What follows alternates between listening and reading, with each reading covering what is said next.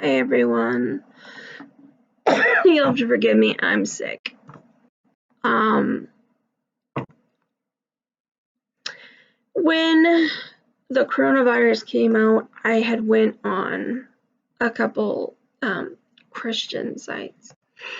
I've been on a couple Christian groups, and I was quite struck by a lot of the opinions in which were being pushed.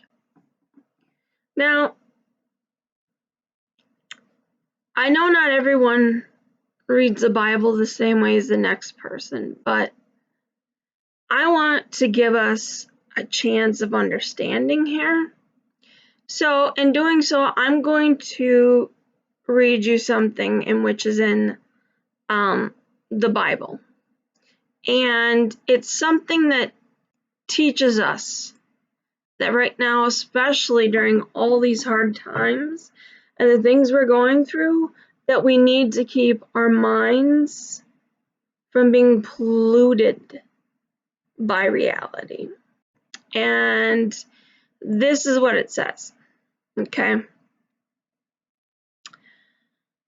We need to remember that there's a golden rule in which we should live by. It's to do unto others as you would have them do unto you. Treat others as you would like them to treat you. Now, don't expect it, because nobody owes you it. But treat them how you would want to be treated. So that when people do treat you and they see how you are, they're either one of two things. They're either going to use you and then you're eventually, just say hi, goodbye, and walk away, or they're going to learn to treat you with the same love, compassion, and respect in which you give them. Sometimes it's a little bit difficult for people because they're not used to it, or they believe everybody is just so mean. I've ran across quite a few of those who think just the world is so bad that there's no good people left. That's not true. It's really not. And I'm sorry, because right now, especially with everything that's so crazy, I know how they feel. I myself feel like everything is crazy. Everything is broken. Our system of humanity is broken. We have allowed something to come between us and decency, us and caring, us and love, unconditional love, no less. And I really do feel that there's that separation. And I hope that even though we're going through the separation, at the end, it's like a jigsaw puzzle, maybe, prayfully, it will fit like a piece. Now, it teaches us not to judge each other, okay? But here's the one that gets me and that I wish people would understand. James 4:11-12 teaches us that you do not speak evil against another. The one who speaks against a brother or judges his brother, as in people, human beings, speaks evil against the law or the judges and judges the law. But if you judge the law, you are not a doer of the law, but a judge. There is only one lawgiver and judge who will be able to save or destroy.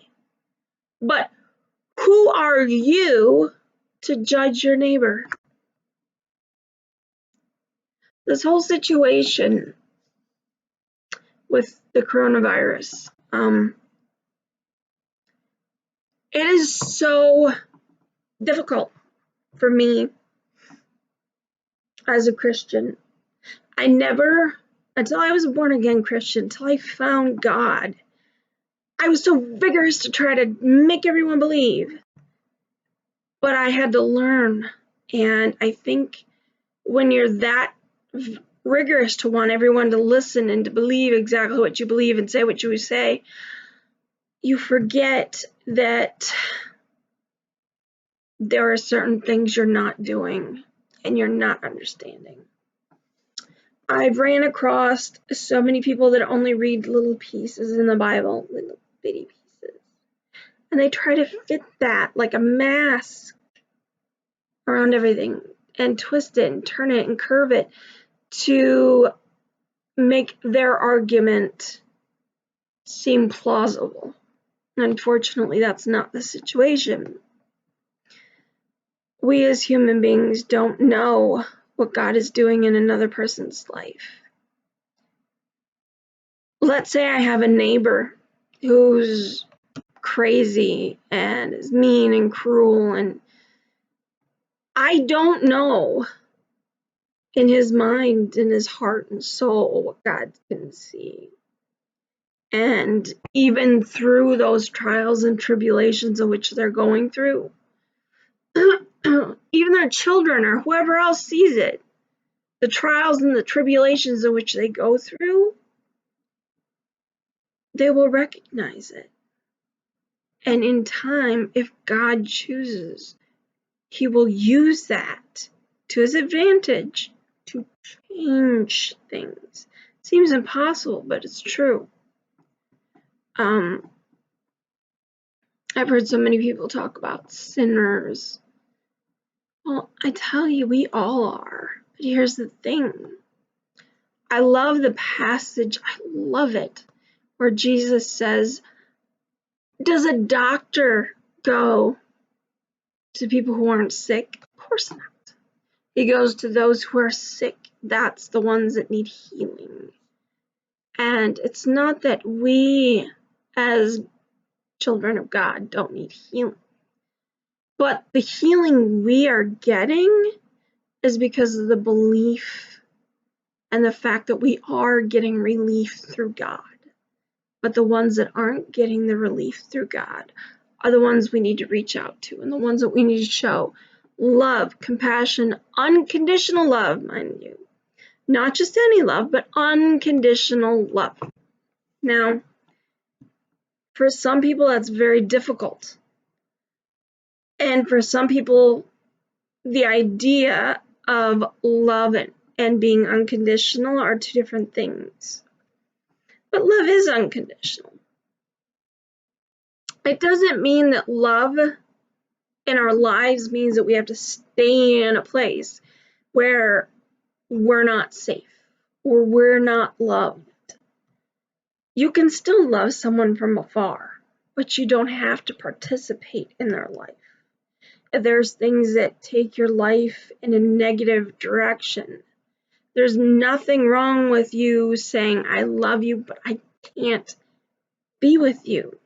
I love you, but I need to move my life away from you where I'm safe and I feel better, where I can work on me and feel what I need to feel in order for me to be healthy and whole. And there's nothing wrong with that. You can forgive somebody. My aunt had said when I was young, very young when they divorced, my uncle, she said, sometimes love just isn't enough. Now, I listened to that as a kid, and it took me a very long time to understand what she meant. And it's true. Sometimes love is not enough to want to stay with somebody or be around somebody who doesn't love us the same, doesn't think about us in the same way, and can't be positive for us and takes us into a negative place. There's nothing wrong with saying, I'm sorry, but I can't. I'm sorry, but I'm done. I'm sorry, but I gotta let you go. I'm sorry, but I need to fight for my own happiness. And it's not easy to let somebody you love go, but it's easier to let them go than to let them continue to hurt you. And so many people ask me questions like, is it a sin if you leave your husband, and so on and so forth. Remember, we are children of God. Ultimately, that's who we serve. We may be considered as one with our spouses, but if that spouse does not follow God, and if that spouse does not treat you right and attacks you and gives you terror, it's not okay. You don't have to stick with someone or something or a situation that's not positive or healthy, because it can weigh you down, and when it does, there's not much you can do. So for your own health, for your own safety and your own self, sometimes we just need to say, I love you, but I can't do this no more. I have to move forward. Now, that doesn't mean to be selfishly just because you found somebody else you like better. Not like that. There really should be a reason, true, deep reason, to want to disconnect from somebody. Now, I've heard a lot of people say that due to the coronavirus, it's a punishment upon others. I find that judgment very, very horrifying. Who are we to judge anybody else? We also have it in the USA now. Are you going to say that the USA is also being pillaged and plundered because all of us don't believe in God as well? That's ridiculous. It really is, and it's so sad. We are taught not to judge. What the Spirit is doing inside of somebody else, it doesn't mean that we read it. They may be on their journey of finding God, even if they don't know it, even though we found Him. And if we did, that means that we understand that how we get there isn't the same. I got there when I was at rock bottom. I was at rock bottom. I was done. I was going to take my own life and be done. And the night that I was going to take my life was the night everything changed. And I'm dead serious. That was the night that everything changed. And I don't regret it. I don't feel burdened by it at all. If anything, I feel relieved that I'm not alone, because I know I'm not alone. I know that God is always with me. I know that my mom and my sister and those that have passed before me are watching down, and through every terrible thing I go through, they're there. I don't understand how people as Christians can immediately judge others, and yet that is number one thing we're taught. When I found God, the first thing I did was run to the Bible. I wanted to understand it. I attempted to read the Bible a couple times. Did not make sense to me. After I found God, I understood it. I understood what God was telling me. I understood what the Bible was telling me. And I was sitting down while my mom was passing away, and there were relatives in the room. One did not believe in God and had went to a I guess you would call I don't want to say exactly, but a school developed by a supposed religion, but it's more of a denomination school. And he was treated very badly. In that, he ended up becoming what he thought was an atheist, didn't believe in God. And he said they're talking, and I told him straight out, I'm sorry. You deserve an apology. You absolutely deserve an apology. You didn't deserve to be treated bad by people that you had looked to for help and support and advice. It's not your fault that they were wrong. It's not your fault that they didn't treat you correctly. That's their own misgivings and their own misunderstanding of what God is and tells us to be. And that it's not your fault. And that it's okay to be upset. It's okay to be mad. Because that's not the way God intended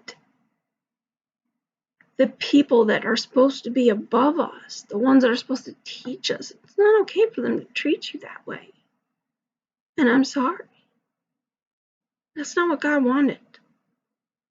And that God loves you always. He's always watching you. And if you think that that's God only, you're wrong. Those are human beings doing what human beings do. And what human beings do is not always what God tells us to do. It took some time. But the fact is, everybody needs to know they're loved. It's not what you did that makes you a bad person. It's not what other people say that makes you a bad person. Whether or not you're a bad person, you know inside. There's no ifs, ands, or buts. You know it or you don't. And judging yourself is one of the most difficult things because you base it on what others say. And that's the number one thing that you really have to kind of scrape off is the names and the things others say, the judgments, the laughters at, the not perfect enoughs, the bullying, the harassing, all the stuff from your past.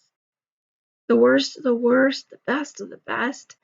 Scrape it off and humble yourself. Don't let others tell you who you are. But yet, do not put yourself in a position where you're above somebody else either. None of us are any better or any worse than the next. We all are sinners. If we are guilty of one, we're guilty of all. Bible. So we have no excuses. None. There's no excuse for somebody who judges someone, especially if they judge people on a big scale and continues to say, I am Christian. These are heretics. These are the people that say they follow God and that they love God, but at the end of the day, they're not doing what God says. They're not listening to what God says. They're not listening to the Bible or the passage of the Bible. So, I want you to stop listening to other people. I want you to stop the voices in your head that says you can't do things because you can't. I want you to stop thinking about the things that say, hey, I'm stupid, because you're not. I want you to stop all the things where you see all these messages of people judging each other or saying this person's anti-Christian because they did this or that. That's judgment. They're just as anti-Christian. Remember that. They are just as anti-Christian as what they claim the other person is. God is a God of unconditional love. You're intended to read the Bible and learn from it, not pieces. Not bits and pieces to wrap it around like a Christmas present to make everything okay. It's not how it works. And if we truly love God and we truly want to be something better, we either fight to do it or we fight to do nothing. And I don't know about you, but I know for me, I want something better. I definitely want something better. I want to know that what I go through in my future, whether it's positive or negative, it's because God's leading me in that direction, not because somebody told me that's where I need to go. I want it to be out of intelligence and thought out rather than just going and throwing my cards to the wind. That's one of the things I need to deal with. That's something that everybody has. We all have our own little issues. And those issues are what we each deal with. There's no pastor, priest, anybody behind the scenes that doesn't have that feeling of knowing they have wrongs. That's why we're human. That's why there's forgiveness. That's why we don't judge. So, until the next time, this is Huggles. Please be kind to yourselves. Please be kind to others. In this turmoil, now's the time more than anything to teach each other love and compassion, understanding. If it's not for that, I don't know how any of us on this earth are going to continue if we don't know how to come together as one. So let's hope we do and come out with a better, much, much better future and brighter future. So God bless you, and please, please do not let the people get into your head. Do not let them tell you what you are or who they believe you are. Do not let them stop you from doing good, not bad, good things. Things that you really want to do that God says, this is your talent. This is what I want you to learn. It may seem confusing as to why. It's like my son, he took me to a Czech and Slovakian museum. Why? When I got in there, I realized a lot of my heritage was in there, and I was shocked. I was stunned. I didn't put two and two together until I started seeing the outfits and the cookies and stuff, and I realized this is my heritage. God sends us to places to understand things, to put two and two together. Sometimes it's just a curiosity of wanting to know how something had happened. And I got that. I got the answer now. And it's great. It's wonderful to want to keep growing. Knowledge is so much power, not just in God, but in yourself and in the world around you. Knowledge is huge. So dream. Work towards your dreams. Live towards your dreams. And love unconditionally. And if it's conditional, it's not really love. It's care, it's acceptance, but it doesn't mean it's really love. So, until next time, everyone, be safe. Be safe. It's March 20 of 2020. That's hot. Be safe, please. And God bless you all. Take care of yourselves. We will heal together at some point, and I look forward to that. I honestly do. So God bless you guys, and good night.